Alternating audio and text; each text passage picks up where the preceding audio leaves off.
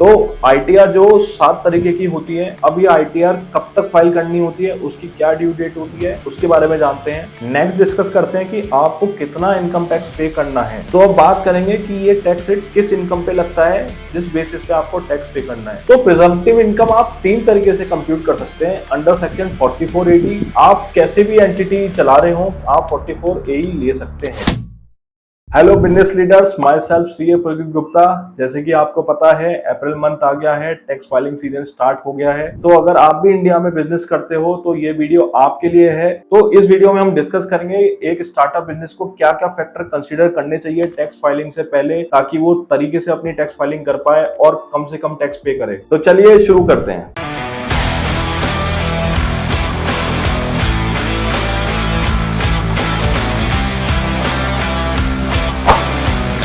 तो सबसे पहले हमें ये समझना होगा कि इनकम टैक्स रिटर्न कितने टाइप की होती है, और अगर आप बिजनेस कर रहे हैं तो आपको कौन सी टाइप ऑफ रिटर्न फाइल करनी होगी। तो ITR जो 7 तरीके की होती है, ITR 1 जो होती है वो केवल सैलरी इनकम के लिए होती है। अगर आपकी सैलरी इनकम के साथ और भी इनकम है, जैसे कि कैपिटल गेन, या अगर आप क्रिप्टो करेंसी या शेयर ट्रेडिंग भी करते हैं, तो आपको ITR 2 फाइल करनी होगी। अगर आप बिजनेस करते हैं तो आपको 4 तरीके की रिटर्न मिलेगी, ITR 3, ITR 4, ITR 5 and ITR 6। तो ITR 3 आपको तब फाइल करनी है अगर आपका बिजनेस एज अ इंडिविजुअल है, और अगर आपको बुक्स ऑफ अकाउंट भी मेंटेन करने पड़ रहे हैं। बुक्स ऑफ अकाउंट कब मेंटेन करने हैं वो हम आगे डिस्कस करेंगे। ITR 4 आपको तब फाइल करनी है जब आप बुक्स ऑफ अकाउंट मेंटेन नहीं करना चाहते हैं और अपनी income as a presumptive declare करना चाहते हैं, तो ये भी हम आगे डिटेल में डिस्कस करेंगे। ITR 5 जो फाइल करनी होती है अगर आपकी बिजनेस एंटिटी LLP है, UP है या बॉडी ऑफ इंडिविजुअल है, तो आपको ITR 5 फाइल करनी है। अगर आप कंपनी है, private limited company, public limited या OPC, देन आपको ITR 6 फाइल करनी है। बाकी रह गई ITR 7। ITR 7 जो होती है वो होती है ट्रस्ट के लिए, सोसाइटीज के लिए और सेक्शन 8 कंपनीज के लिए, जो कि NGO होती है। तो जैसा कि आपको टाइप ऑफ ITR के बारे में तो पता चल गया है, अब ये ITR कब तक फाइल करनी होती है, उसकी क्या ड्यू डेट होती है, उसके बारे में जानते हैं। तो पहला, अगर आपका विदाउट ऑडिट है, आपका बिजनेस में ऑडिट की रिक्वायरमेंट नहीं है, तो आपकी ड्यू डेट 31 जुलाई है। और अगर आपको ऑडिट रिक्वायर्ड है आपके बिजनेस को, तो आपकी ड्यू डेट 31 अक्टूबर हो जाती है। ये टैक्स ऑडिट की रिक्वायरमेंट कब होती है और कब नहीं होती है, ये भी हम आगे डिस्कस करेंगे। नेक्स्ट डिस्कस करते हैं कि आपको कितना इनकम टैक्स पे करना है। अगर आप सोल प्रोप्राइटर हैं तो आपको जो टैक्स पे करना होगा एज पर स्लैब करना होगा, जो कि स्टार्ट होती है 5% से और जाती है अप टू 30%। और अगर आप पार्टनरशिप फर्म है तो आपको फ्लैट अपने प्रॉफिट में 30% टैक्स पे करना होगा। अगर आप कंपनी है तो उसमें भी रेंज है, जो कि स्टार्ट होती है 15% ऑफ प्रॉफिट से लेके 26%। और इसके अलावा भी कुछ स्पेशल रेट्स हैं जो इनकम टैक्स में नोटिफाइड है, जैसे कि अगर आपका लॉन्ग टर्म कैपिटल गेन है, वहां जो टैक्स लगता है 10 to 20% लगता है। शॉर्ट टर्म कैपिटल गेन है तो आपका 15% लगता है। तो अब बात करेंगे कि ये टैक्स रेट किस इनकम पे लगता है, जिस बेसिस पे आपको टैक्स पे करना है। उसको बोला जाता है टैक्सेबल इनकम। टैक्सेबल इनकम वो होती है जो कानून की नजरों में इनकम टैक्स के एक्ट के अकॉर्डिंग जिस पे आपको टैक्स पे करना है, जो कि आपकी एक्चुअल इनकम से ज्यादा भी हो सकती है और आपकी कम भी हो सकती है। तो आइए जानते हैं अब कि टैक्सेबल इनकम को कंप्यूट कैसे करा जाता है। देखिए, बिजनेस इनकम को आप 2 तरीके से कंप्यूट कर सकते हैं, एक तो प्रिजम्प्टिव बेसिस पे, दूसरा एक्चुअल बेसिस पे। तो पहले बात करते हैं प्रिजम्प्टिव इनकम पर। तो प्रिजम्प्टिव इनकम आप 3 तरीके से कंप्यूट कर सकते हैं under section 44AD, 44ADA and 44AE। तो देखिए, सबसे पहले हम ये समझेंगे कि आप इस प्रिजम्प्टिव इनकम के लिए एलिजिबल हैं या नहीं। तो आप जैसा कि देख पा रहे होंगे कि 44AD आप तभी ले सकते हैं जब आपका बिजनेस सोल प्रोप्राइटर है, HUF है या पार्टनरशिप फर्म है। सेम 44ADA में भी जब आपका बिजनेस सोल प्रोप्राइटर है, HUF है या पार्टनरशिप फर्म है। बट 44AE आप कैसे भी एंटिटी चला रहे हो, आप 44AE ले सकते हैं। अब बात आती है कि इन सेक्शनों में डिफरेंस क्या है। तो देखिए, 44AD वही ले सकता है जो बिजनेस में है, मैन्युफैक्चरिंग, ट्रेडिंग या नॉन प्रोफेशनल सर्विसेज में। और अगर आप प्रोफेशनल सर्विसेज प्रोवाइड करते हैं, ऐसा कोई बिजनेस कर रहे हैं जैसे कि accountancy, interior decoration, legal, medical, architect related कोई भी ऐसा profession, then you have to compute your presumptive income under section 44ADA। तीसरा आता है 44E, उन लोगों के लिए है जो plying, leasing and hiring of trucks का काम करते हैं। अब बात आती है कि टर्नओवर लिमिट, क्या टर्नओवर लिमिटेड है, कितने लिमिट तक आपका टर्नओवर है कि आप प्रिजम्प्टिव इनकम दिखा सकते हैं। देखिए, 44AD आप तभी ले सकते हैं जब आपका टर्नओवर 3 करोड़ से नीचे हो, और ये 3 करोड़ की लिमिट तभी आपके लिए एप्लीकेबल है जब आपकी बैंक रिसीव एटलीस्ट 95% हो आपके एनुअल टर्नओवर के। और अगर आपका कैश रिसीव 5% से ज्यादा है तो आपका जो प्रिजम्पटिव इनकम के लिए टर्नओवर लिमिट है वो 3 करोड़ से घट के 2 करोड़ हो जाएगा। देयरफॉर अगर आपका टर्नओवर 2 करोड़ तक है तब तो आप प्रिजम्पटिव इनकम में अप्लाई कर सकते हैं, अदरवाइज आपको एक्चुअल इनकम के अकॉर्डिंग ही टैक्स पे करना पड़ेगा। दूसरा है 44 एडीए। जैसा कि हमने बताया कि आपकी प्रोफेशनल बिजनेस है तब 44 एडीए एप्लीकेबल होता है। इस केस में आपका जो प्रोफेशनल रिसीप्ट है टिल 75 लाख है, और इसके साथ वही सेम कंडीशन है, आपकी बैंक रिसीप्ट कम से कम 95% होनी चाहिए। तो आप 44 एडीए के अंदर प्रिजम्पटिव इनकम दिखा सकते हैं। और अगर आपकी बैंक रिसीप्ट 95% से कम है देन आपकी ये 75 लाख की लिमिट रिड्यूस होके 50 लाख हो जाती है। देयरफॉर अगर आपकी 50 लाख से नीचे बिजनेस रिसीप्ट है तब तो आप प्रिजम्पटिव इनकम दिखा सकते हैं, अदरवाइज आपको एक्चुअल इनकम के बेसिस पे ही टैक्स पे करना होगा। तीसरा, हायरिंग ऑफ ट्रक। बिजनेस में कोई भी ऐसी टर्नओवर की लिमिट नहीं है। अगर आपका बिजनेस हायरिंग का है और आप प्रिजम्पटिव बेसिस पे करना चाहते हैं इनकम डिक्लेयर तो आप कर सकते हैं। तो अब बात करते हैं कि प्रिजम्पटिव इनकम कैसे ड्राइव करते हैं जिसपे आपको टैक्स पे करना है। तो इन केस ऑफ 44 एडी आपकी प्रिजम्पटिव इनकम 6% मानी जाएगी टर्नओवर की अगर आपकी 95% रिसीव बैंक में आती है। अदरवाइज अगर 95% से कम आती है बैंक रिसीव, कैश रिसीव आपकी 5% से ज्यादा है, देन वही प्रिजम्पटिव इनकम 6% से हटके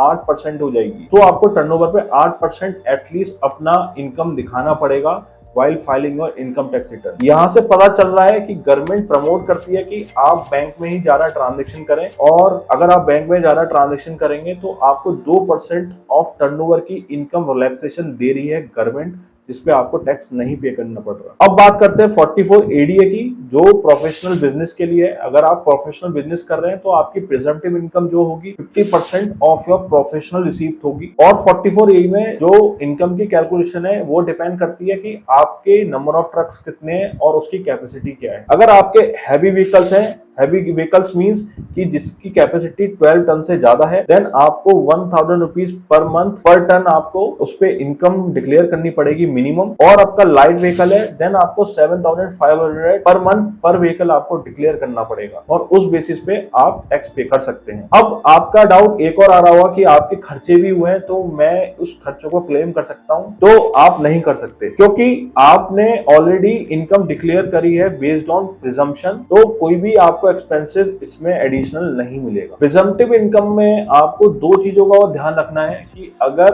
आप कमीशन बेस्ड बिजनेस कर रहे हैं, एजेंसी बेस्ड बिजनेस कर रहे हैं, तो आप प्रिजम्पटिव इनकम के बेसिस पे अपना इनकम टैक्स फाइलिंग नहीं कर सकते हैं। दूसरा जो आपको ध्यान रखना है प्रिजम्पटिव इनकम में, अगर आपने प्रिजम्पटिव इनकम विड्रॉ कर लिया और उसके बेसिस पे आपने इनकम टैक्स फाइलिंग नहीं करी तो अगले नेक्स्ट 5 ईयर तक आप प्रिजम्पटिव इनकम दोबारा से ऑप्ट नहीं कर सकते। तो अब आपको पता लग गया होगा कि आप अपने स्टार्टअप बिजनेस का प्रिजम्पटिव बेसिस पे इनकम डिक्लेयर कर सकते हैं या नहीं। अगर फिर भी आपको कोई डाउट है तो आप मुझे कमेंट कर सकते हैं और लिंक्डइन पे कनेक्ट कर सकते हैं, मैं आपके सारे डाउट क्लियर करूंगा। अब बात करते हैं एक्चुअल इनकम पर कि आप कैसे एक्चुअल इनकम ड्राइव कर सकते हैं। और अगर आपको लगता है कि आपका बिजनेस प्रिजम्पटिव इनकम में फॉल नहीं कर रहा तो आपको एक्चुअल इनकम के अकॉर्डिंग ही टैक्स पे करना पड़ेगा। और एक्चुअल इनकम कैसे ड्राइव होती है आओ इसको भी जानते हैं। एक्चुअल इनकम निकालने के लिए आपको पहले ये कंप्यूट करना पड़ेगा आपका एनुअल टर्नओवर कितना है और ड्यूरिंग द ईयर आपके क्या क्या खर्चे हुए हैं। तो टर्नओवर लेस एक्सपेंसेस आपका निकल के आएगा प्रॉफिट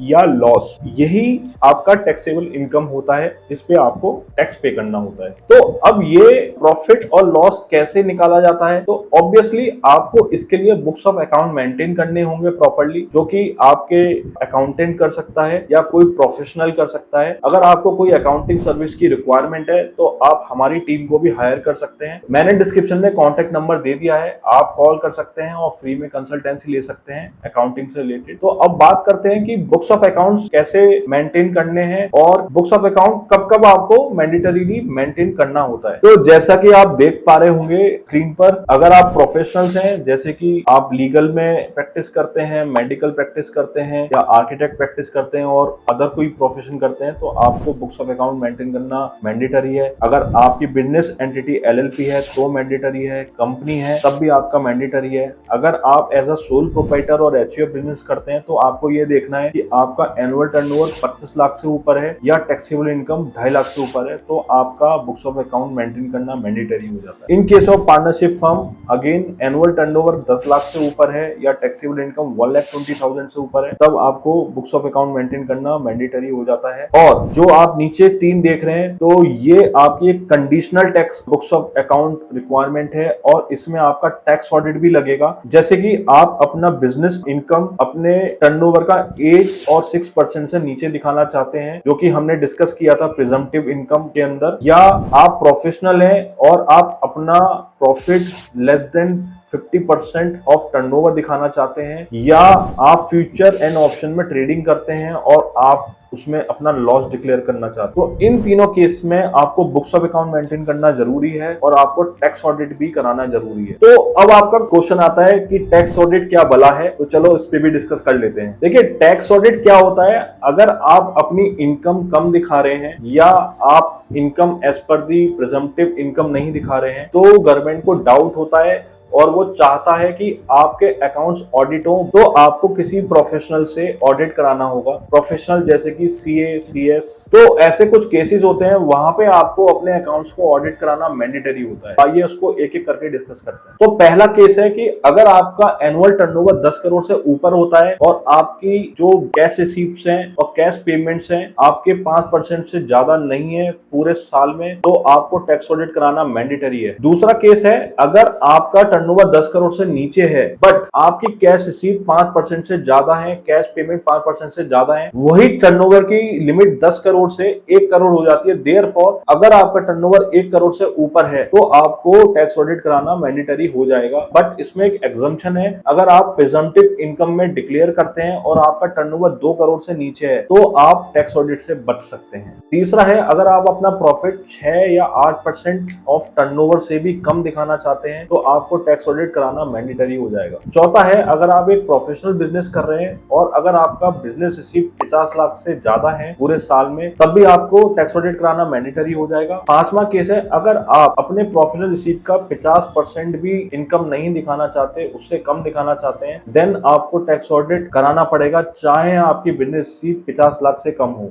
और छठा केस है अगर आप फ्यूचर एंड ऑप्शन में ट्रेडिंग करते हैं चाहे आप सैलरी एम्प्लॉय क्यों ना हो और अगर आपने लॉस बुक किया है देन आपको टैक्स ऑडिट कराना ही पड़ेगा। तो अगर आपको लगता है कि आप टैक्स ऑडिट के अंदर फॉल करते हैं तो आपको इन 3 की पॉइंट्स को ध्यान रखना पड़ेगा। पहला है ड्यू डेट, आपको टैक्स ऑडिट 30 सितंबर से पहले कराना होगा किसी सीए प्रोफेशनल से। दूसरा अगर आप इसमें लेट हो गए या आपने नहीं फाइल कराया तो इसमें जो पेनल्टी है 0.5% ऑफ टर्नओवर है या 1.5 लाख रुपए है, विच एवर इज हायर। तीसरा पॉइंट है आपको यह ध्यान रखना पड़ेगा आपको कौन सा फॉर्म फाइल करना है, फॉर्म 3CA, 3CB, 3CD, जो एक प्रोफेशनल ही आपको हेल्प कर पाएगा कि आपको कौन सा फॉर्म फाइल करना होगा। तो अगर आपको इसके बारे में और जानना है तो आप हमारे एक्सपर्ट को कॉल कर सकते हैं दिए हुए नंबर पे। तो हमने अभी तक डिस्कस किया कि टाइप ऑफ ITR क्या होती है, उनकी ड्यू डेट क्या होती है, क्या टैक्स रेट्स होते हैं, किस तरीके से टैक्सेबल इनकम ड्राइव करी जाती है,